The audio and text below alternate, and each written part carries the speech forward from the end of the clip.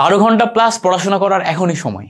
ঠিক এই মোমেন্টে দাঁড়িয়ে তুমি যদি 12 ঘন্টা প্লাস পড়াশোনা না করো, তাহলে হয়তো তোমার 5 থেকে 6 বছর ধরে যেই স্বপ্নটা তুমি লালন করে আসছো, এই স্বপ্নটা আর পূরণ হবে না। দেখো, তুমি তোমার লাইফের সবচেয়ে ক্রুশিয়াল একটা মোমেন্টে আসো। কেন এই কথা বলছি? কারণ এই মোমেন্ট থেকে তোমার লাইফ একদমই টার্ন নিবে, একদমই টার্ন নিবে। কারণ আমরা আমাদের ফার্দার যেই 30-40 বছরের ক্যারিয়ার যেটা তৈরি হবে, সেই ক্যারিয়ার কোন দিকে যাবে তার বেসমেন্ট তৈরি করি এই ঠিক অ্যাডমিশন টেস্টের এই জার্নিটাতে। আমার যেমন নামের সাথে একজন টেক্সটাইল ইঞ্জিনিয়ার আইডেন্টিটি তৈরি হয়ে গেছে, আমি একজন বাই প্রফেশনে টেক্সটাইল ইঞ্জিনিয়ার সবসময় থাকবো, মানুষ আমাকে চিনবে যে গ্র্যাজুয়েশন আমি করছি টেক্সটাইল ইঞ্জিনিয়ারিং ব্যাকগ্রাউন্ড থেকে। এইটা কিন্তু ঠিক হয়েছে ঠিক এই 2 মাস, এই 1.5 মাসে দাঁড়িয়ে। সো তুমি যেই জানুয়ারি মাসে আসো, তুমি যদি খেয়াল করে দেখো, তুমি যেই জানুয়ারি মাসে আসো, এই জানুয়ারি এবং এই ফেব্রুয়ারি, এই 2 মাস থেকেই তোমার সামনের জার্নিটা অনেকটা ঠিক হয়ে যাবে। সো এই সময়টা দাঁড়িয়েই তুমি 12 ঘন্টা প্লাস পড়াশোনা করবা, এখনই সময়। সো 12 ঘন্টা পড়াশোনা নিয়ে পরে কথা বলি, আগে তোমার জার্নি নিয়ে কথা বলি।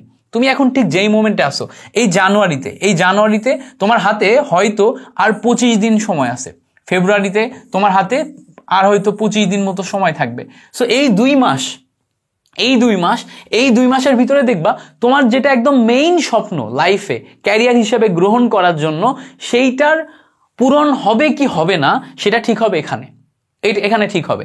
তুমি যদি এই 2 মাসের ভিতর নিজের স্বপ্নটা পূরণ করতে পারো, তাহলে তুমি তোমার লাইফে এইটা ধরেই সামনে এগিয়ে যাবা, আরো 4 বছর পড়াশোনা করবা, তারপরে ক্যারিয়ার ডিসিশন নিবা, তারপরে হয়তো তোমার লাইফ একটা দিকে আগাবে।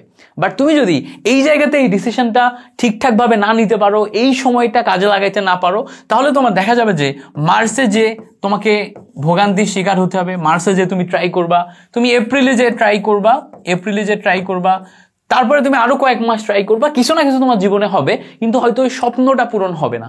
সো তুমি তোমার আগের যে জীবন, ক্লাস 7, 8, 9, 10 এগুলা থেকে যেই স্বপ্নটা গুনে আসছো, যে স্বপ্নটা নিজের ভিতর লালন করে আসছো, 11, 12 যে স্বপ্নটা লালন করে আসছো, সেইটা তুমি পূরণ করতে পারবা কিনা সেটা ঠিক করবা এই 2টা মাস।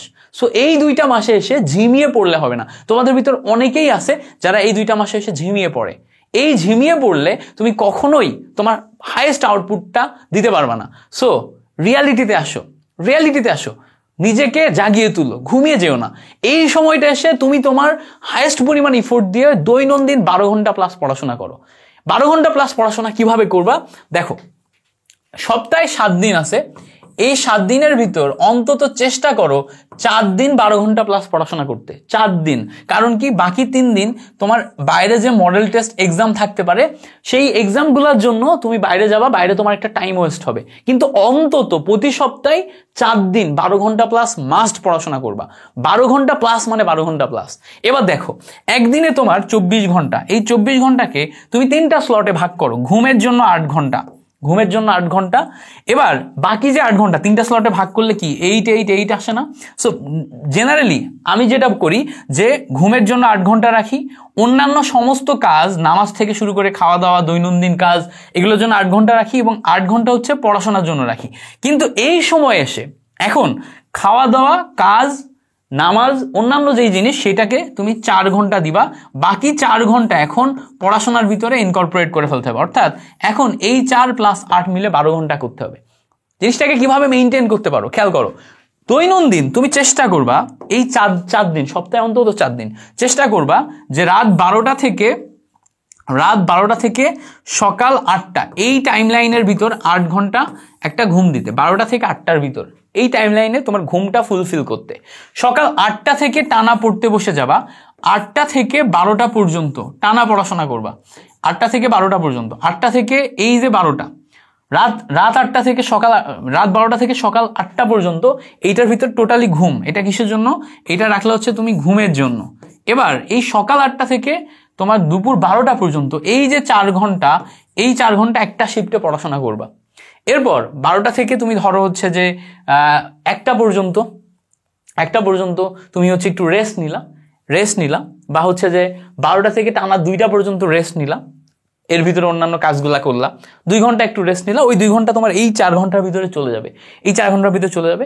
এরপরে 2টা 20 থেকে আবার পড়াশোনা শুরু করো, এই 2টা 20 থেকে আবার পড়াশোনা শুরু করো এবং টানা সন্ধ্যা 6টা পর্যন্ত পড়াশোনা করো। দেখো পরের শিফটে 2 ঘন্টা ব্রেক দিয়ে আবার তুমি 4 ঘন্টা পড়াশোনা করতেছো। সো 2 শিফটে তোমার কয় ঘন্টা গেল? মোটামুটি এই 2 শিফটে 8 ঘন্টা চলে গেছে। এবার সন্ধ্যার পরে আবার তুমি হচ্ছে যে 1 ঘন্টা 2 ঘন্টা ব্রেক দাও, 6টা বা 7টা পর্যন্ত ব্রেক দাও, 7টা থেকে তুমি টানা এখন 11টা পর্যন্ত পড়াশোনা করো। সো 7টা থেকে 11টা পর্যন্ত পড়াশোনা করলে দেখো এই জায়গাতে আবার প্রায় 4 থেকে 5 ঘন্টা পড়াশোনা করা যায়। সো দেখো এইভাবে তুমি যদি একটা ঠিকঠাক প্রপার টাইম মেনটেন করো তাহলে দেখা যাবে কি দিনে কয়েকটা স্লটে, 1টা 2টা 3টা স্লটে তুমি কিন্তু 12 থেকে 13 ঘন্টা পড়াশোনা করতে পারবা। এই 12 থেকে 13 ঘন্টা প্রপারলি পড়াশোনা করো, ফুল ডেডিকেশন নিয়ে। এই সময় তুমি একদম নিজে পড়বা, তুমি একদম নিজে পড়বা। এই নিজে পড়ার ভিতরে সর্বোচ্চ পরিমাণ এফোর্ট দিবা, যা যা করা দরকার তাই করবা। এই সময়টা তোমার লাইফের একটা টার্নিং হিসেবে নাও, যাতে এই সময় পড়াশোনা করে তুমি তোমার স্বপ্নটাকে ফুলফিল করতে পারো। আমি একটা কথা বারবার টোটাল অ্যাডমিশন জুড়ে তোমাদের বলছি যে তুমি যদি যোগ্য তৈরি হতে পারো, তুমি যদি তোমার ভিতরে ক্যাপাবিলিটি তৈরি করতে পারো, তাহলে ফাইনালি যখন তুমি পরীক্ষা দিবা, পরীক্ষাতে তুমি চাইলেও নিজের পারফরমেন্স করা থেকে আটকাইতে পারবা না। একটা যখন এমসিকিউ দাগাবা তুমি চাইলেও ওটা ভুল করতে পারবা না, কারণ তুমি ওটা পারো। যারা পারে তারা এমনিতেই ভালো করে। সো তুমি যদি শিখে যেতে পারো, টাইমটাকে কাজে লাগিয়ে শিখে যেতে পারো, তাহলে তুমি পারবা। ঠিক আছে? সো এই জায়গাতে এই সময়টাতে দাঁড়িয়ে তোমাকে সর্বোচ্চ পরিমাণ এফোর্ট দিতে হবে। পরীক্ষার আগে এসে মানুষ অনেক বেশি এফোর্ট দিতে পারে, কারণ হচ্ছে পরীক্ষার আগে এসে তোমার একটা স্পেসিফিক টাইম লাইন সেট হয় এবং সেই টাইম লাইন যখন মাথার উপর প্রেশার দেয় যে এই টাইমের ভিতর আমাকে এতটুকু পরিমাণে করতে হবে, তখন তোমার অটোমেটিক ডেডিকেশন বেড়ে যায়, এফিসিয়েন্সি বেড়ে যায়।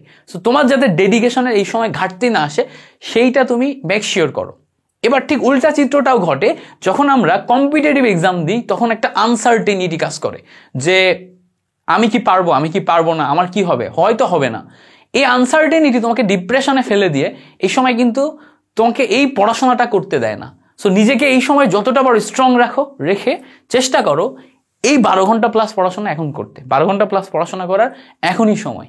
নিজের কাছে প্রতিজ্ঞা করো, কমেন্ট সেকশনে তোমার প্রতিজ্ঞা জানিয়ে যাও, ইনশাল্লাহ তুমি ভালো করবা। তোমার সাথে দেখা হবে বিজয়ে, তোমার স্বপ্নে ইউনিভার্সিটিতে মিল্টন ভাইয়ের সাথে ইনশাল্লাহ একটা মিট আপ হবে। Thank you so much for watching this video. আসসালামু আলাইকুম।